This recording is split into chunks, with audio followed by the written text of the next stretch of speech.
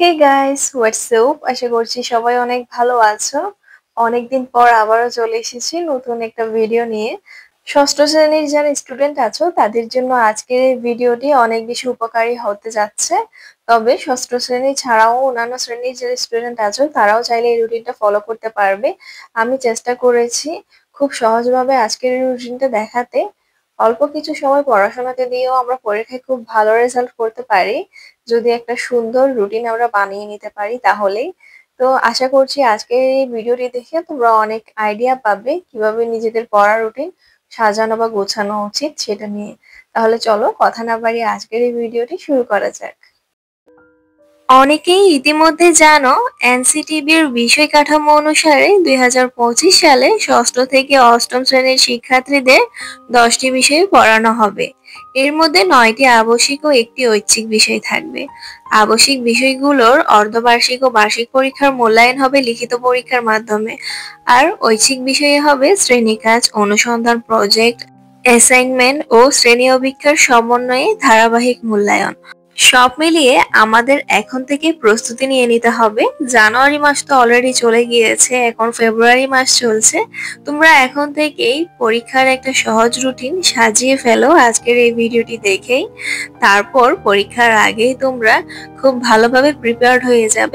তার জন্যই আমাদের সবার আগে ঘুম থেকে উঠে যেতে হবে, ফজরের নামাজটা অবশ্যই আদায় করতে হবে। তারপর খালি পেটে 1 গ্লাস গরম পানি খাওয়ার চেষ্টা করবে। পারলে 2 গ্লাস গরম পানি খাবে, এটাও সবচেয়ে ভালো। তারপর এখন যেহেতু এখনো শীতকাল আছে, আমি একটু ময়শ্চারাইজার লাগিয়ে নিচ্ছি মুখে আর একটু ভ্যাসলিন লাগিয়ে দিব। আপাতত এটার মাধ্যমে আমি আমার স্কিন কেয়ার ফলো করছি, আর নতুন করে কোনো স্কিন কেয়ার ফলো করতে পারছি না যেহেতু আমার এক্সাম চলছে, আমি নিজেও বিজি আছি। তার জন্য তোমাদের সাথে অনেকদিন ভিডিও শেয়ার করতে পারিনি। আর ঘুম থেকে উঠেই এভাবে চুলের যে ট্যাঙ্গেলস গুলো আছে সেগুলো আমি রিমুভ করে নিই। তোমাদেরও তাই বলবো, অর্থাৎ ঘুম থেকে উঠে ফার্স্টে পরিপাটি হয়ে যাবে নামাজ পড়ার পরেই, আর তারপরে পড়ার টেবিলে চলে যাবে।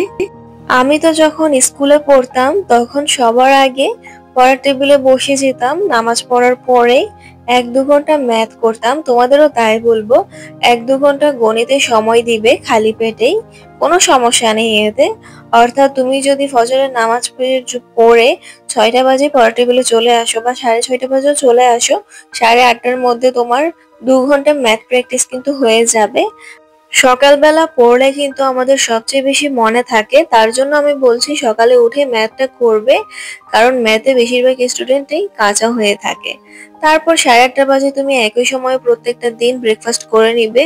অবশ্যই ব্রেকফাস্ট করবে, ব্রেকফাস্ট কিন্তু মিস করবে না, কারণ ব্রেকফাস্ট হচ্ছে সবচেয়ে জরুরি একটা মিল। ব্রেকফাস্ট না করলে তুমি পড়াশোনাতে মনই বসাতে পারবে না, তার জন্য সেটা অবশ্যই করবে।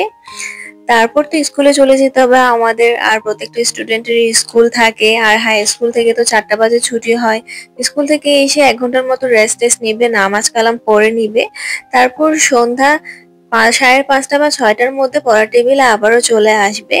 এরপর তুমি ইংরেজি নিয়ে নিবে, এবং ইংরেজি প্রথম পত্র সপ্তাহে 4 দিন 1 ঘন্টা 6টা থেকে 7টা পর্যন্ত নিয়ে নিবে, এবং বাকি 3 দিন ইংরেজি দ্বিতীয় নিয়ে নিতে পারো।